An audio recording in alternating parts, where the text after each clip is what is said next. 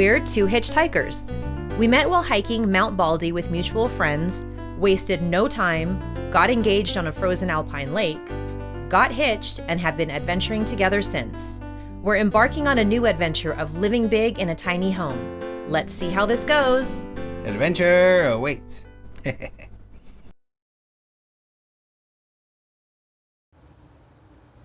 In our last video, we shared with you the first portion of our Pan-American road trip through Mexico. In this video, we'll be covering our Guatemalan experience. We do provide quite a bit of details on the border crossing itself at the end of this video, so if you would like more information on that, please be sure to watch through to the end. The first place we come through is the border village called El Ceibo.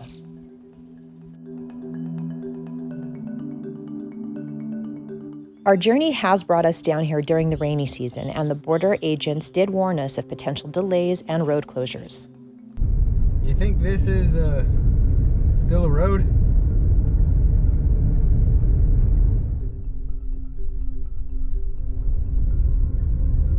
Yeah, of course it is. If there's a guy on a motorcycle, for sure.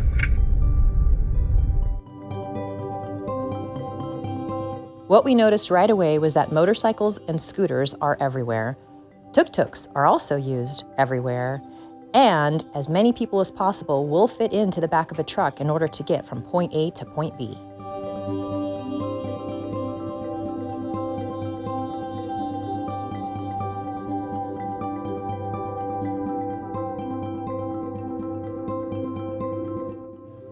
We were even surprised to see pine trees on the side of this particular road, even though we were not at high elevations at this point.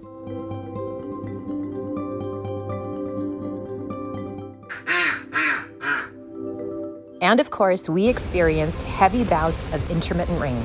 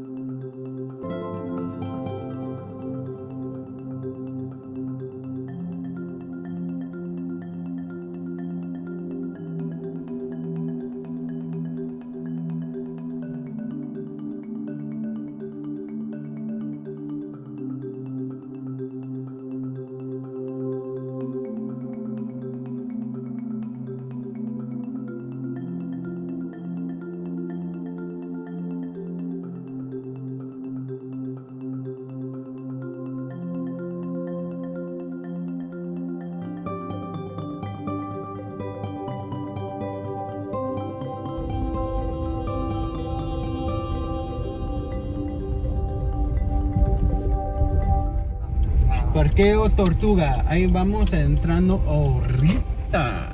Sí, así es, ahí está. Perfecto, ¿y dónde me estaciono? Ahí creo que no sé si tenemos espacio disponible, son dos hangares que nosotros alquilamos, pero Pues- pregunte ahí si tenemos espacio disponible.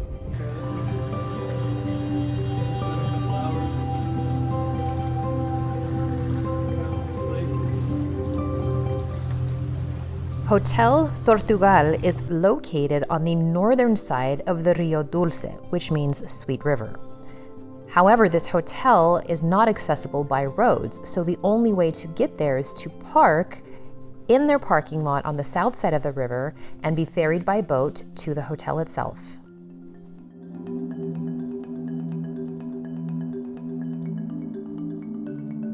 The bus to go back when they could have driven 5 minutes across because he's trying to study like a moment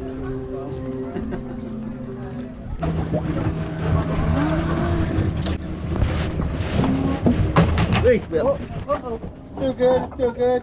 Where's my helmet? Él se llama García. García? Sí, otro Pablo. ¿Qué onda, García? Did you find it okay? Yeah, we did. The kitchen closed. No. No. So if we go to the room and come back, we can eat? Perfect. Wonderful.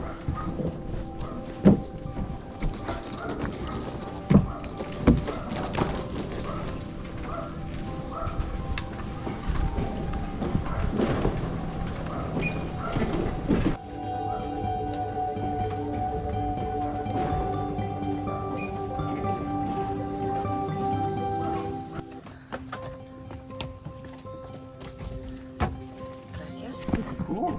Pretty incredible.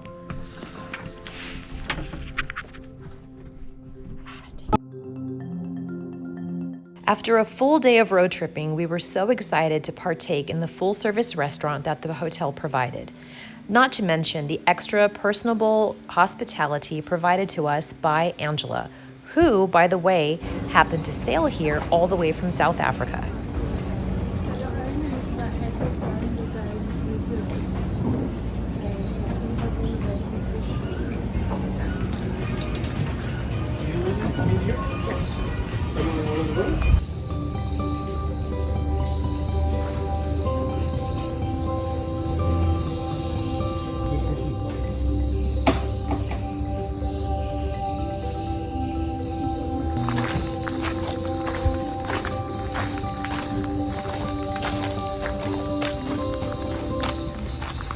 We retired to our rooms just before an evening thunderstorm passed over our area.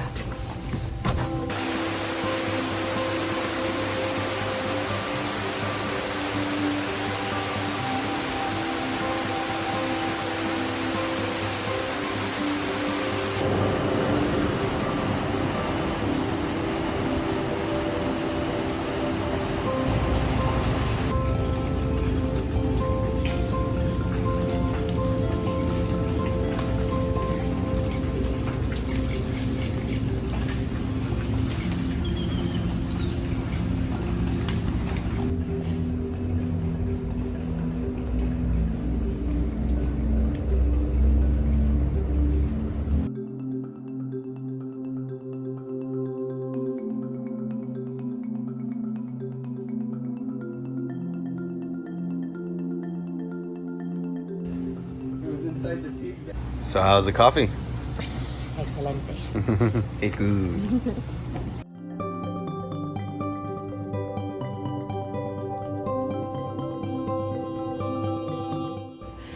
Guatemala so far has been an amazing You gotta come here. experience.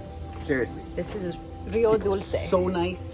And this is it's like a, It's a river that turns into a lake that goes into another river. The same river. but it's a port into the ocean. So Yeah. a lot of boats that are at sea, They come here they come to here avoid the for a hurricanes. safe haven, yes.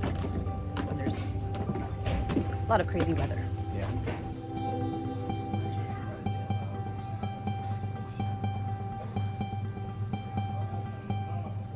They're at the loose side of the bridge, so they're expecting everything.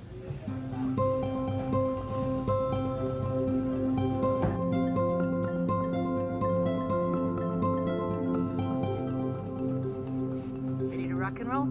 Let's go. Alright, we're leaving Rio Dulce.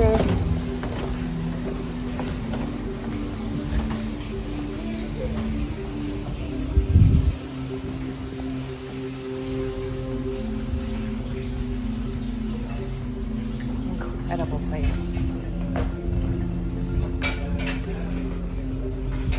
Puppy.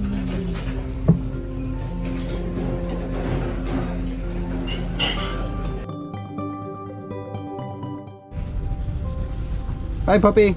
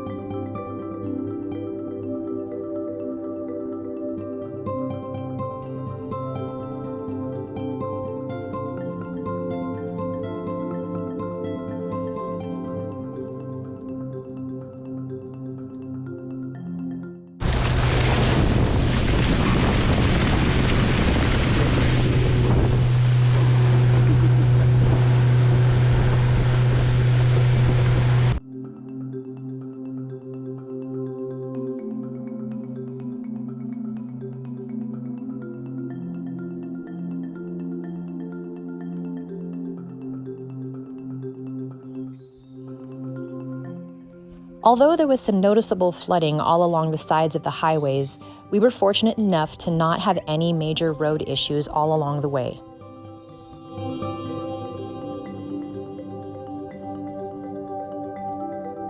Guatemala is a picturesque country with very friendly people, and we definitely want to come back and spend more time here. But for now, we have the focus of getting to the Honduras border. We know this process looks intimidating because there are so many trucks that can actually be miles long. But the standard procedure for passenger vehicles is to drive on the wrong side of the road as safely as possible to bypass all of these and get to the borderline. All right. So we have notes here because going through multiple countries within 7 days, all of the border crossings become quite a blur. So we look back at photos, receipts, and whatnot, just to make sure that the information we're providing you here is accurate, just in case you're watching this for research on how to do your own Pan-American trip from Mexico into Central America. So we were in Palenque and we decided we're gonna not go through the more busy border crossing of Guatemala that takes you to Guatemala City. We're gonna do a newer one called El Ceibo, which is more in the rural area of Guatemala, but it's not as busy. So Not busy at all. yeah, it was great. So when we first got to the border, we had to pass a line of trucks, but it wasn't anything crazy. They head to the right, and we have to go into the customs area on the left for regular vehicles and tourism. It was a little confusing, but we figured it out. And initially, we went directly into the customs office, the aduanas office, and we checked out our vehicles. Correct. And they did a vehicle inspection, Yep. and upon approval for everything, then they authorized us to get our tax back. Correct. So we used a credit card, so that was an easy process. We did not have to worry about getting cash of any kind. Yeah. So once you leave the aduanes, you go to the checkout where they stamp you out of Mexico. It's a little interview process, Yeah. one at a time, standard questions, your Do you like the nationality. mole? Do you like the mole? Did you get that question? Yes. He was holding my passport. And he was like, so how's the mole? I'm like, good. Yes, here you go. I'm like, all right. So then once you go through your personal customs, you get your approved exit stamp. We got back in the car and we drove about 20 yards, if Yeah. that, to the first border checkpoint. And there's a big bienvenidos sign. So Yep. now you're in Can't Guatemala miss it. territory. Yes. And there's a guard standing there and he asks for your passports. So you hand him your passports and he is looking for the approval stamp that you could leave the country of Mexico, even though you just came out of the building 20 yards away. Yeah. And then he directs us to park, go a little further, drive another 20, 30 feet, park on the left side of the road, and then go in that building over there, which Yep. is their aduanas, their customs. Yeah. You have to stamp in to Guatemala. So you go into a little like building up a small little hill. It's really easy to get to. Then you stamp into Guatemala. And you have to pay a per person tax of $9 US. We were able Yeah, to pay, yeah. It was we were able like- to pay in American cash at that Correct. point. So once they stamp you in, they ask you the usual questions: where are you traveling? What are you doing? Why are you driving? Then we just tell them we're on the Do you epic like road trip. sopes? Okay. I like sopes. You get your stamp of approval to enter the country, but then you have to go through the process to import the car. And this is where it becomes Fun. fun. So you go out of this one particular building and you go into the building you just passed on the way in. And that's like a shipping container, portable type thing. You go up the little stairs, it is air conditioned inside, and you start the vehicle import process. Correct. So you need a copy of your title. You need a copy of your registration, yes. And then from there, you also need a copy of your passport, ID, and the they didn't hand us a custom form, did they? They did. Ah, So yes. we already had copies made. We have to show the originals to them, and they want copies. So most people who don't have copies pre-made, they allow you to go walk into the little border town because you have been approved to enter the country, but the vehicle has not. Correct. So they want to see the originals, but then you have copies of all of these documents. And the one copy that we didn't have prior to this was the declaration paper. Yes. So we had to provide a copy of that. Yeah. And the car tax had to be paid in the local currency, Yes. which are quetzales, Guatemalan quetzales. Mm-hmm. So Ruben and Jimmy walked into the little border town, pulled out money at the ATM, and they do Yeah. have an exchange thing there. Well, too. no. So we had a lot of pesos at the time. So we used our pesos. Now, pesos conversion into quetzales was supposed to be 28, but because these are the mean streets, our exchange rate was 46, which was pretty much double. So it cut what we had in half, but thankfully we still had enough to pretty much pay for what we needed and still had enough left over for quetzales for us to buy sopes. So then, once they got the currency they needed, I stayed with the vehicles. Then they walked back to the aduanas office, paid the fee. Then you both essentially were approved for your vehicles. Correct. So Jimmy was able to go to the next part, which is where they spray your car with pesticides. Correct. And he waited for us on the opposite end. You had an issue with paperwork that they had to redo. Correct. Well, actually, it wasn't even an issue with the paperwork. It's just that, okay, so though is in the vehicle check-in spot. Super cool dude. That boy can talk. His wife is from the States, and he is trying his best to practice his English and actually like get things going. And he has such an interesting conversation. And then all of a sudden people show up and it just turns into a big conversation. Everyone's talking about the roads and food and all this other stuff. Because the roads washed out. Yes, they There's did. been a lot of rain. It is Yes, the rainy season. and unfortunately, as you can see. there was a very bad flood in the general area where unfortunately 3 people lost their life. It was really, really bad flood. So they pretty much just have a big conversation. And then, in the middle of all that conversation, he found out that he accidentally put my registration information wrong. So double check your paperwork because yes. now also the other vehicle, we didn't know this at the time, we didn't check the other vehicle and transposed a 3 and a 5, and we didn't realize this until we tried to exit Guatemala and it became Another video. Yes, that's The next video. the next one. So just double check your paperwork for accuracy. Yeah. So all in all, I would say the Guatemalan border crossing, the customs agents, they were pleasant. I mean, Super cool. Very, very, Not once did you feel threatened. They're very accommodating. yeah, very nice. Like of course we speak Spanish, so it was easier for us. But there's a commonality with all border agents that if you speak Chinese, Dutch, they'll work with you. Everyone's very, very accommodating there. Now, here's one other thing about the vehicles is that we read that Guatemala does require auto insurance. However, I was very happy to just speak English and forgot to ask. so Better to ask for permission than forgiveness. So, well, other way around, right? There you go. well, you can Forgiveness do and it permission. either way. Hey, but she has me trained, or I ask for permission before her forgiveness. And so, yeah, wires are crossed. So we arrived at the border at just before 10 o'clock and we exited just before 1 p.m. So 2 hours. 3 hours. Mm. So that was, This conversation would have cut that into 2 hours. so that wasn't the worst border crossing. No, not at all. It was actually one of the best. Top 2. So you made it this far. We really appreciate you watching all of this and hopefully you got some great information from this video and our experience.